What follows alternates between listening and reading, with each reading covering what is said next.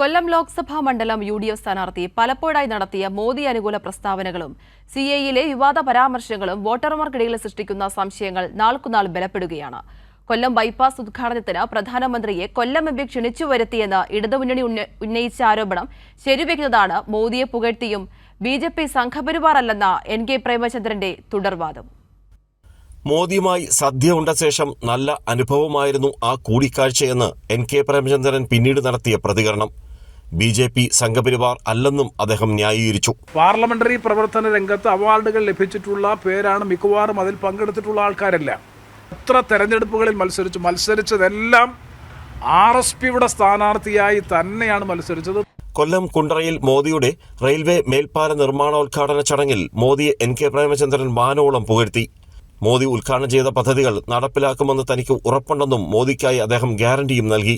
അവശേഷിച്ചിരുന്ന Perinad stop, Thenmala stop ഉൾപ്പെടെയുള്ള 3 സ്റ്റേഷനുകളിലെയും സ്റ്റോപ്പുകളുടെ പുനഃസ്ഥാപിച്ചതോടുകൂടി കോവിഡിന് മുമ്പുണ്ടായിരുന്ന മിക്കവാറും സ്റ്റോപ്പുകൾ മുഴുവൻ കൊല്ലം ലോക്സഭാ മണ്ഡലത്തിൽ പുനഃസ്ഥാപിച്ചെടുക്കുന്നതിന് നയപരമായ തീരുമാനമെടുത്ത് പ്രാവർത്തികമാക്കി ബഹുമാനപ്പെട്ട കേന്ദ്ര റെയിൽവേ മന്ത്രി ശ്രീ അശ്വിനി വൈഷ്ണവ് അദ്ദേഹത്തെ ഇത് എന്ത് പറഞ്ഞ് ഏത് ബാങ്കിലൂടെ പറഞ്ഞാലും അദ്ദേഹത്തോടുള്ള ഹൃദയം നിറഞ്ഞ നന്ദിയും ചാരിതാർത്ഥ്യവും കൂടി കൊല്ലം ലോക്സഭാ മണ്ഡലത്തെ പ്രതിനിധീകരിക്കുന്ന പാർലമെന്റ് അംഗമെന്ന നിലയിൽ പ്രത്യേകമായി പരാമർശിച്ചുകൊണ്ട് ഈ പ്രവർത്തനങ്ങൾക്കാകെ നിമിഷങ്ങൾക്കകം ബഹുമാനപ്പെട്ട രാജ്യത്തിന്റെ പ്രധാനമന്ത്രി ഫ്ലാഗ് ഓഫ് ചെയ്തുകൊണ്ട് ഈ സംരംഭത്തിന്റെ ഔപചാരികമായ ഉദ്ഘാടന കർമ്മം നിർവഹിക്കും.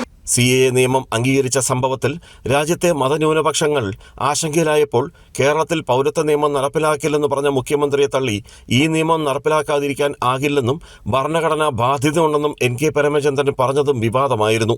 രാജ്യത്ത് പാസ്സാക്കിയിട്ടുള്ളൊരു നിയമം നടപ്പാക്കില്ല എന്നൊക്കെ ഒരു സംസ്ഥാന മുഖ്യമന്ത്രി പറയുമ്പോൾ അതൊക്കെ എത്രമാത്രം പ്രാവർത്തികമാകുമെന്ന് ഭരണഘടനയെക്കുറിച്ച് പഠിച്ചിട്ടുള്ളവർക്കൊക്കെ നന്നായിട്ടറിയാം. അപ്പം അതെല്ലാം കേവലം ഇരട്ടത്താപ്പിൻ്റെ രാഷ്ട്രീയം മാത്രമാണ്. BJP മന്ത്രിമാരുടെ അതേ ഭാഷയിൽ NK പ്രേമചന്ദ്രൻ പ്രതികരിച്ചെന്ന് ഇടതുമുന്നണി ആരോപിച്ച് രംഗത്ത് വന്നിരുന്നു. ചില വോട്ടർമാരും ഈ സംശയം ഉന്നയിച്ചു.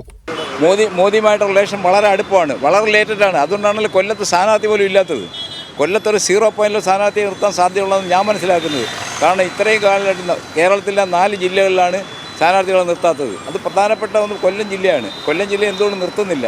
അപ്പം അദ്ദേഹത്തിൻ്റെ സൽക്കാരത്തിൽ പങ്കെടുത്തതിൻ്റെ ഒരു ഭാഗമായിട്ട് തന്നെ നമുക്ക് മനസ്സിലാക്കാം. നമ്മുടെ പ്രധാനമന്ത്രിയുടെ വിരുന്ന് സൽക്കാരത്തിൽ പോവുകയും പിന്നെ അതുപോലെ തന്നെ BJPയോട് കൂറ് പുലർത്തുന്ന ആ ഒരു സ്വഭാവം കാണിക്കുകയും ചെയ്യുന്നത് കൊണ്ട് പിന്നെ ജനങ്ങൾക്ക് ഒരു സംശയമുണ്ട്.